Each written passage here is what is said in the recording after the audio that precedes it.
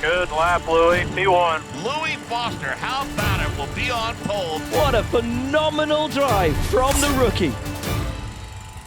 Well, you never know who's going to pop after winning a Rookie of the Year title in the NTT INDYCAR Series, but judging by what happened in 2025, Louis Foster is going to have a very good career ahead of him. Of course, driving number 45, drop light Honda for Rahal Letterman Lanigan Racing. Congratulations, Rookie of the Year. We're going to kind of look back, but also look ahead at the same time, and we're also kind of in a reflecting mode, if you will. So, take us back before the season started. What were the goals that you had for 2025? I think it was quite a difficult time period for me to kind of set goals. You know, every racing season that I'd done prior to that had been always goal was to win the championship. Right. There was no other goal aside from that. Right. Obviously, with realistic expectations coming into IndyCar, I knew that was not going to be a feasible thing to happen. Right. So it was quite difficult for me to recenter my goals as to what I should be aiming for, because it was like, should I be aiming for a podium, a win, a top 10? It feels right here. Yeah, right. You're kind of just throwing stuff at the wall and seeing what sticks, really. So it's quite tricky to do that. I think the main goals obviously were Rookie of the Year at the Indy 500 and Rookie of the Year overall, which we achieved one of them. We finished top of the Indy 500 rookie standings, as in when we finished the race, finished 12th. So we were really happy with that. So I think those are the two main goals, really, with the biggest one really being Rookie of the Year at the end of it all. So we achieved that, obviously. I think that, you know, there's definitely some things that we wanted to achieve this year that we didn't, but there's also the main things that we did. Coming off the Indy Next Championship, Indy Next by Firestone Championship the year before, do you remember what it was like, the first test in an IndyCar? Just the thought, what you were feeling? Was it strange? Was it awesome? Or a little bit of everything? Well, my first test was with Andretti in 2023. Correct, yes. So I did that at Road America, pre-hybrid. And it was very surreal. The weirdest thing that I found was that, you know, you're at Road America, which is the fastest, pretty much the fastest you go outside of Nashville, Texas, and the 500, right? It's because of the straight speeds, right? And, you know, you're going, what, 180 or so? 190, you get to about 190 okay, roughly there, before you break into like Canada Corner, for example. That's probably the highest speed. But you don't really know it because of the aero screen, right? And that's the first time I've driven with an aero screen. Obviously, it'd been halos beforehand. So you don't have the wind buffering, you don't have all your tear-offs, you don't have it doesn't feel like it's moving as much. And the car is also built very, very well. So it's very stable compared to the Indy Next car with all the damping and everything. So the car just feels a lot smoother. So you're doing, you know, close to 200 miles an hour. It doesn't really feel like it, which is the weird part for me, because it just felt so different to what I'd previously experienced. And I think that was the biggest thing I took away from that test. Obviously learning about the car, the tires, the team, the data that we're able to use in IndyCar. So those kind of smaller things I tried to take on board, but it was definitely a box-ticking surreal experience. You do a couple tests, then you guys roll into St. Pete. First race week, are you what was the feeling like? Definitely nervous, for sure. Obviously had my whole family there, had sponsors there, biggest race weekend of my life. I think the biggest thing that I found with the first couple rounds, especially the first round, was the scheduling, which is insane compared to what I'd previously been used to. You know, like, we have scheduled time to rest in our schedules, which Kathy will amend to. We have scheduled time where we're allowed to rest. Long-time comms person for the team, Kathy Lauterbach. Well, that's good that she at least is considerate enough to give you time like no, that. it's nice. Yeah, we get a good half hour before the race to chill out. Any other time, it's hers. So no, it was crazy. I just remember feeling so overwhelmed the entire weekend. Like, I was darting here, there, everywhere. Your head spinning. Yeah. And also St. Pete's quite bad as well with the garages, because you're in a parking lot and there's crowds of people, so you've got to go over here for an interview, and it's like, well, it takes me 20 minutes to get there because I've got to scoot through all these people. So it was very... Which is a good thing, by the way. Oh, it's great to have those fans there. Good, yes. Okay. Yeah, no, I appreciate that. But it's like, it's a lot, right? Yeah. But I think coming into the race, I think we qualified about 14th or 15th. You qualified maybe? 16th. 16th, okay. Right, I'm sorry. I gave myself too much credit there. But... Good. Yeah, it was good. It was good. Yep. And then first lap. Didn't go too well for that. Turn 3 is you ended up going backwards. The single file is and that's a big one. That's Nolan Siegel at the back. Massive contact for the number 6 full course caution. You see the 12 of Will Power. That is rookie Louis Foster. Yeah, no, I think Not your fault per se. no. Well, it was a racing incident. It was one of those Right, things. I think it's so long ago now, but someone checked up, then someone else checked up more, and then Will hit Nolan, I think, and then I hit Will, and then it just. Yeah. So, yeah, obviously not the way we wanted to end. I wasn't super nervous going into that race either. I wouldn't say it was weird. I kind of had a weird calmness to it.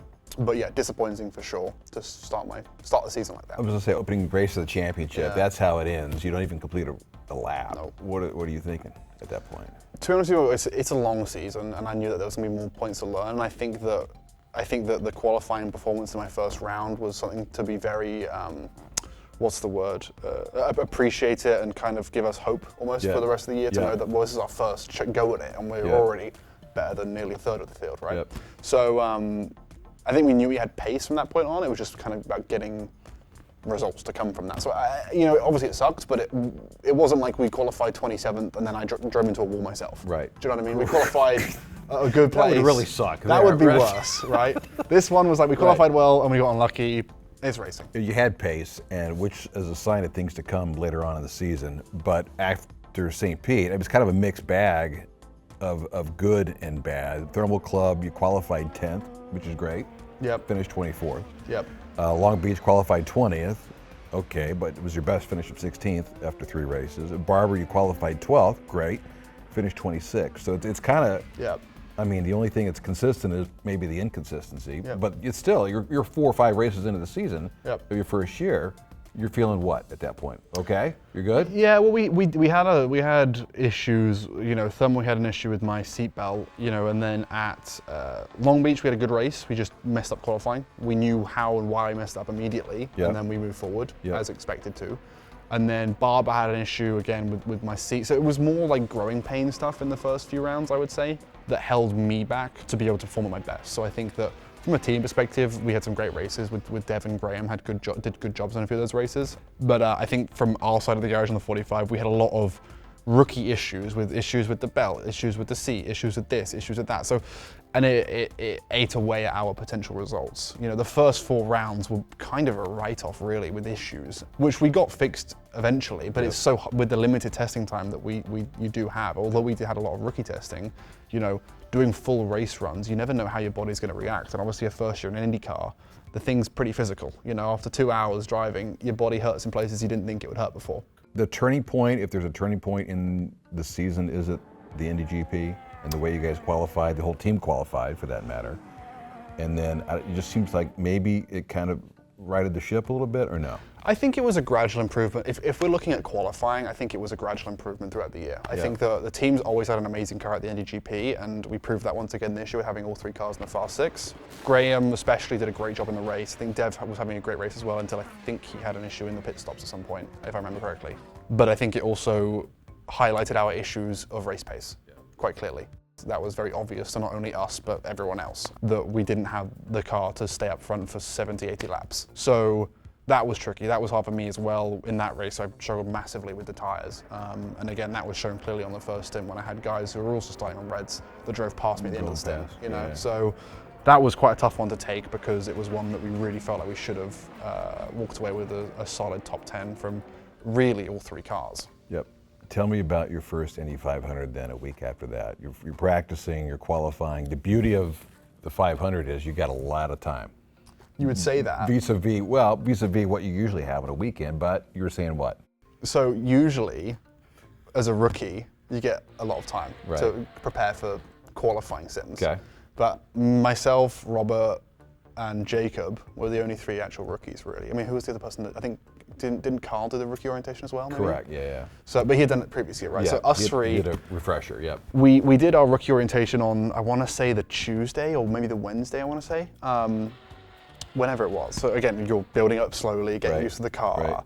And then you finish your rookie orientation, and then you get like an hour or so with everyone else where you're on, they don't turn you all the way up. I mean, you've still got a lot of downforce on, whatever. So you're still learning. Right. And usually you then got like 2 more days and then you go to Fast Friday. But because of the hybrid this year, they were like, we want to try out the qual spec of the car earlier than usual. So on the Wednesday we're doing ROP. On the Thursday morning at 9 AM, I'm going out for my quali run. And it's like, Like I've just learned that it's 4 corners. Like give me a break. So the first quali run we did was like, I'd only done at that point maybe 30 laps, 40 laps maybe. We're straight into low downforce quali run and like turn up the boost, and that was scary. That was very scary because it was like, again, 9 a.m. Like I rolled out of bed about 2 hours ago. So it was, but it was fun. It was really cool. But yeah, we do get a lot of time after that at least. But it was such a cool month, you know, obviously everyone living in the RVs, all the drivers are there, every single one. I don't think anyone drives in now. Everyone has an RV there. And the fans there are just absolutely insane, super, super special. You know, you do feel like a rock star during the month of May at the Indianapolis Speedway. And then the race, again, I mean, that's the whole story of itself. Family was all there, sponsors, friends. You know, it was definitely something that I'll remember for a long time.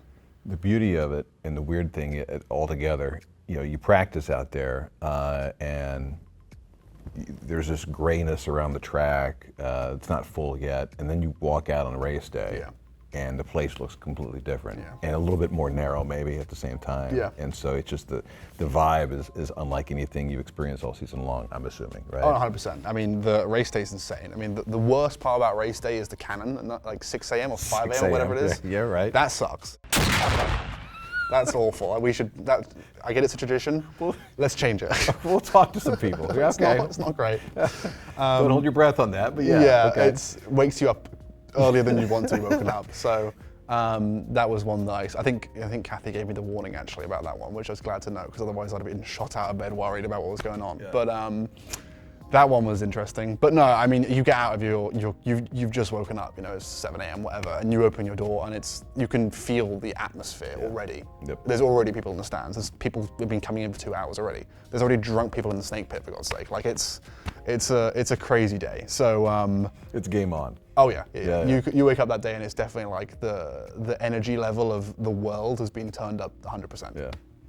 There's nothing quite like the Indy 500. All right, so allow me to skip ahead a little bit to Road America. Pole position, NTT P1 award as a rookie. Louis Foster looking good. Comes to the line through turn 13. Louis Foster a 10th and a half up. And he goes to the top. Can anyone beat Louis Foster? Nice job. And Foster takes his first ever IndyCar pole position. What were you thinking at that point? I was happy. Let's go, yeah, right? That's good. It's good. Definitely. You've been building up towards that, though, really. It didn't surprise you, or did it surprise you were on pole? That one surprised me because of, and I've said this before in interviews, with the pace that we had. You know, like if we had got pole at the Indy GP, like we'd have been like awesome, like great, obviously. But it was like kind of like we knew that we had the ability to do that because we had all three cars in the fast 6. We'd been fast all practice. Like it was the one that was kind of, if you told me at the start of this year that you're going to get pole somewhere, I would have guessed the GP, right? Just based on previous performances, right? Road America, I barely made fast 12. And I didn't think that we had the car to go the distance, really, all the way in qualifying. But the team decided to put another set of reds on to try and get through to the fast 6, which we did do. And then in fast 6, we were on used tires. What are the odds? So it was like, you know, so it was one of those ones that was a massive surprise and a shock to us.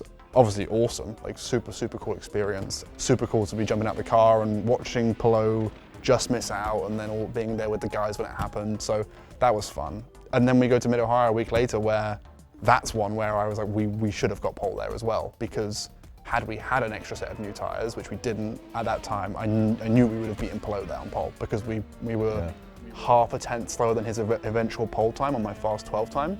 So with the track increasing grip and another run at it, another go at it, a small change here and there, that half a tenth would have come for sure. So it would have been cool if we could have done that because that would have been back to back and that would have really proved that we could do the pace. But either way, Road America was awesome. Yeah, you finished 11th there. Were you disappointed by that? Yes, I was. That was a tricky one. We just, when we made the race up, we just made a few mistakes. Simple as that. You already mentioned the Firestone Fast 6 in Mid-Ohio. It's funny, by the way, how your expectations change over the course of, you know, you go from Road America pole, hey, we should have won pole now in Mid-Ohio. You're only a rookie. I mean, it's okay. But yes, I know. But, you know, you shouldn't say only. I always wanted you were more. feeling it, right? Yeah. Well, yeah. I mean, 100%. that was a track where again, that's like, we were quick there. We should have. Qualified 7th at Toronto, 9th at Laguna Seca. I mean, the season is rolling at this point, isn't it? Yeah, no, for sure. I think, and again, it's something that I've said multiple times already, that the qualifying performance has definitely been like super strong. You know, we've shown to everyone that the car and myself, we can fight in Fast 12 consistently. You know, like now, we went into the season with like, if we get to the Fast 12, great. Like that's a good start. Like that's a job done on Saturday. Now it's like, we're going to go into next year where it's like, especially on the road courses, that's an expectation. Like that's not, Fast 12 is like, okay, step one done, let's now get to our target of being in the Fast 6, of being at the front of the top 12, of fighting for pole, right? So obviously the expectations are going to move for next year, but at the end of the day, we need to work on street circuits a little bit and definitely the ovals. We'll get to next year here in just a bit. I do want to wrap it up on this, and so many times you leave, well, the way you feel about a season can be dependent on how you finish the season. And then it was, I don't know how you would describe it, but Milwaukee 17th, Nashville at 20th. Yes, you were the Rookie of the Year. There's a lot of great stuff happening, but I'm sure the mind of a race, you're thinking, oh, I wish we would have done a little bit better here or there, or did that diminish at all your perception of your 2025 season? No, not particularly. I think we knew as a team that we're going to struggle at the ovals, simply. You know, it's always been our Achilles heel, which is something that we're working hard to fix. But you know, the team will be the first to admit that our oval car right now is not as good as other people, for sure. You know, it's definitely something we're working on, like I said, hard. I think there's been improvements as well, actually. I mean, looking at where Graham qualified in Milwaukee, for example, I mean, it was a completely different night and day compared to last year. I think last year he was 20 whatever. This year he was, I think, top 10, I want to say. You know, and obviously I didn't have the chance to be able to be up there with him with the engine issues in FP1, which at that point, from then onwards, that was the weekend kind of accumulating into that, with a lack of running in practice, starting at the very, very back with the penalty as well. You could just see it building. This is going to be one of those weekends. And we went forward 10 spots. So, you know, at the end of, I left Milwaukee reasonably happy with it, you know.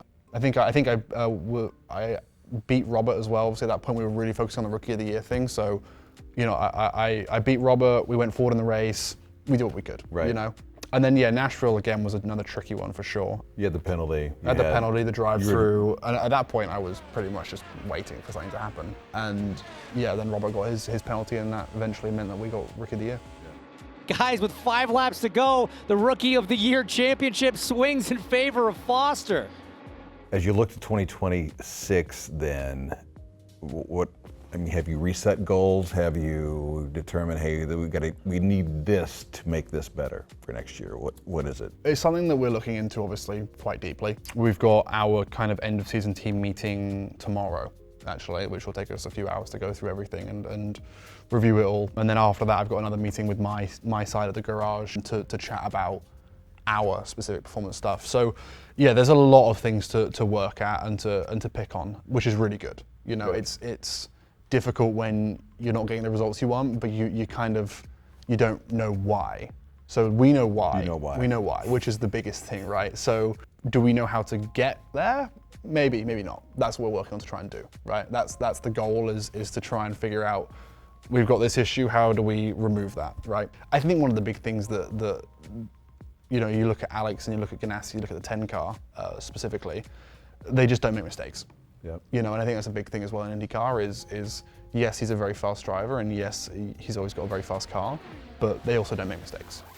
His worst day is finishing 8th or something like that. Right? 8th is awful for him, you know what I mean? Like it's, you know, I think he, outside of the one where he got punted at Detroit and had a difficult round at St. Louis, I think it was podium pretty much every race. It's crazy, You know what I mean? And that's the target, you know? That's what everyone's aiming for. So basically we're aiming for perfection, pretty much. So it's obviously hard to do, but we've, like I said, we've got things that we know we need to work on. There are some low-hanging fruit there for sure. There are some more difficult things that we need to achieve. But I think we've got a long enough off-season and a great group of people and very, very talented engineers and mechanics that we can work forward towards those solutions. Last thing, was this championship everything you thought it would be going into it? Oh, good question. Yes, I would say so. I think it's tougher than I thought it would be, if I'm honest. I think there are every single driver on the grid is extremely talented. The way people drive is a lot more aggressive than I thought it would be.